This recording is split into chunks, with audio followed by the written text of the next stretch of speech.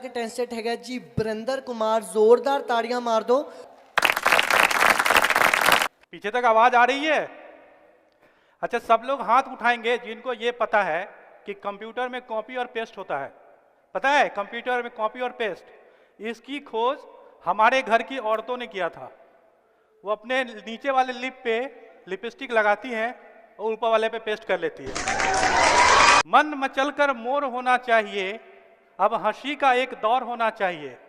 मन मचल कर मोर होना चाहिए, अब हंसी का एक दौर होना चाहिए। मैं सुनाऊंगा आपको बहुत कुछ, बस आपके तालियों में भी जोर होना चाहिए। मैं सर अभी परफॉर्मेंस देने के लिए आया तो एक होटल में ठहरा था। होटल के लिफ्ट में चढ़ा तो लिफ्ट मुझे देखकर बोलने लगी कि नीचे लिखी हुई सूचनाएं गौर से पढ़ें, एक साथ 4 आदमी न चढ़ें। मैं जब पहली बार परफॉर्मेंस कर रहा था तो धीरे धीरे करके एक एक सारे लोग उठ के चले गए। मैं पहली बार कर रहा था फिर भी बोले जा रहा था। फिर कुछ देर के बाद कुछ लोग वापस आए तो मुझे लगा चलो मेरे कॉमेडी में दम तो है। फिर ऑर्गेनाइजर ने बताया नहीं नहीं, बाहर बारिश हो रही है। फिर मैं ना जब उस दिन से मैं जब भी प्रोग्राम करता हूँ ना बारिश में करता हूँ, लेकिन मैं यहाँ आया तो बारिश नहीं हो रही थी। तो मैंने विक्रांत सर को बोला सर आज तो बारिश नहीं हो रही। तो इन्होंने बोला तुम टेंशन मत लो, आने का यहाँ एंट्री फ्री है, बीच में जो जाएगा ना उसको 500 का टिकट रखा है। तो इसको आगे बढ़ाते हुए मेरे एक पड़ोसी हैं शर्मा जी, वो टीवी पे न्यूज़ देख रहे थे।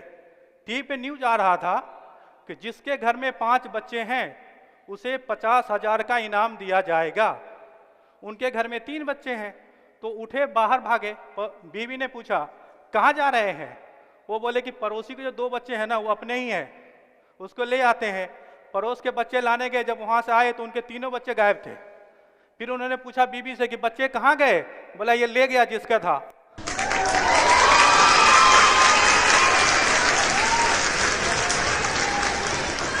शर्मा जी, हम लोग ना विश्वकर्मा पूजा करते हैं।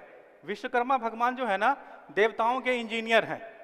तो विश्वकर्मा पूजा में हम लोग मशीन की पूजा करते हैं। 2 wheeler, 4 wheeler, fridge, washing machine, TV की पूजा करते हैं। तो हमारे पड़ोसी शर्मा जी उस दिन अपने 4 व्हीलर की पूजा कर रहे थे। तो दूसरे पड़ोसी ने बोला मुझसे लगता है शर्मा जी नई गाड़ी लिए हैं। बोले नहीं नहीं, शर्मा जी के पास तो पहले से गाड़ी है। बोला नहीं नहीं, वो गाड़ी की पूजा कर रहे थे। मैंने कहा गजब बात है, मतलब गाड़ी की कोई पूजा करे तो नई गाड़ी लिए हैं। तो करवा चौथ में आप क्या बोलेंगे? करवा चौथ में शर्मा जी की पत्नी अगर शर्मा जी की आरती कर रही है तो आप क्या बोलेंगे? नए शर्मा जी ले आए। देखो शर्मा भी नहीं रही है। बच्चे जो आजकल है ना फिल्मी डायलॉग सर बहुत बोलते हैं। मेरा बेटा भी फिल्मी डायलॉग बोलता है, अभी आपने देखा होगा। तो एक दिन मेरा बेटा मेरे पास आया, बोला कि डैडी सड़क पे आया है आइसक्रीम वाला। मैंने उसकी तरफ एक 5 रुपए का सिक्का उछाला तो उसने दीवार के अमिताभ की तरफ बोला मैं आज भी फेंके हुए सिक्के नहीं उठाता। मैं पिछले दिनों लायंस क्लब के अध्यक्ष के यहाँ 100 परिवार खाना खाने गया। तो लायंस क्लब के अध्यक्ष ने मुझसे बोला आजकल आप मीटिंगों में नहीं आते, मेरा बेटा शत्रुघ्न की तरह गरजा, बिना बुलाए तो हम अपने बाप के घर भी नहीं जाते। मैंने कहा क्या बोलता है, तुम इन्हें नहीं पहचानता है? बेटे में अजीत उतर गया, बोला सारा शहर इन्हें लायन के नाम से जानता है। मैंने कहा इनके बहुत एहसान है हम पे, तुम कुछ गलत बयानी मत करना। बेटा और दबंग होकर बोला कि मुझ पे एक एहसान करना कि मुझ पे कोई एहसान न करना। इतनी में बात खत्म होती तो क्या थी। उस दिन पत्नी का जन्मदिन था, जश्न की रात थी। मुझसे एक गलती ये हुई कि मैंने बेटे के हिस्से का भी केक खा लिया। और मैंने बेटे से कहा बेटा पीले कोल्ड ड्रिंक, पीले कोका कोला। तो बेटे ने खाली बोतलों की तरफ देखा और बोला आज इतनी मैसर भी नहीं मैं खाने में, जितनी हम छोड़ दिया करते थे पैमाने में। उसके फिल्मी डायलॉग देखकर मुझ पे भी असर हो गया और मैंने भी बोल दिया, बहुत रात हो गई है, सो जा नहीं तो गब्बर आ जाएगा। मेरे बेटे ने कहा, डैडी आपने पहली बार फिल्मी स्टाइल में बात की है, इसलिए इस किस्से को यहीं छोड़ता हूं, वरना मैं वो बला हूं जो शीशे से पत्थर को तोड़ता हूं। आपका बच्चा अगर फिल्मी स्टाइल में बात करे तो आप उसे रोके टोके, लेकिन आदमी क्या करे?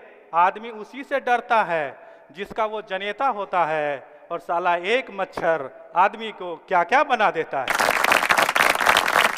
और मैं एक और बात सुनाऊंगा कि मैं ना स्कूल में जाता हूँ बच्चे को रिसीव करने। मैं जब जाता हूँ ना स्कूल में बच्चे को रिसीव करने, तो मैं बहुत कंफ्यूज हो जाता हूँ। सारे बच्चे एक ही ड्रेस में आते हैं, तो मैं थोड़ी देर कंफ्यूज होता हूँ सर कि कौन सा बच्चा मेरा है। अब सोचिए सर, इंडियन पेरेंट्स को इतनी प्रॉब्लम है तो चाइना वाले को कितनी होती होगी।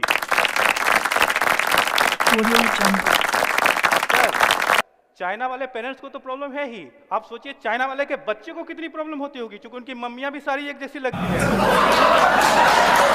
और सर बच्चे को रिसीव करने के लिए ना कुछ पापा लोग जाते हैं, और बच्चे को रिसीव करने के लिए ना कुछ मम्मी लोग भी जाती है। तो मम्मी लोग जो जाती है ना, उनकी कुछ मजबूरी है, उनके हस्बैंड है ऑफिस में या आउट ऑफ सिटी है।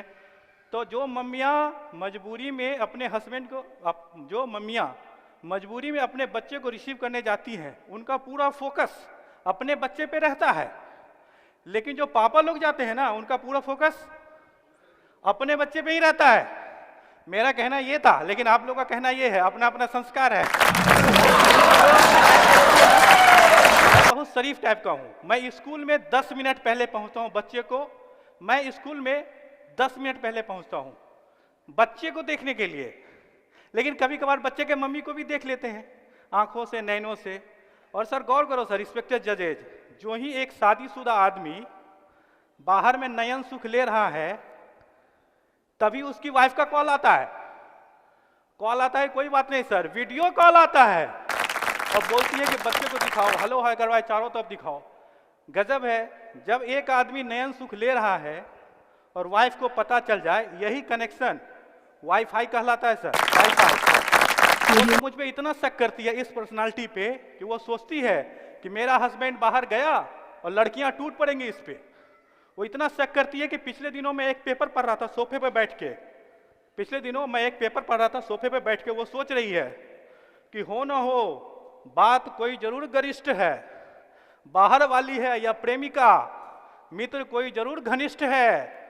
मौका पाकर पॉकेट से निकाल के देखा तो अरे ये क्या, ये तो घर के सामानों की ही लिस्ट है।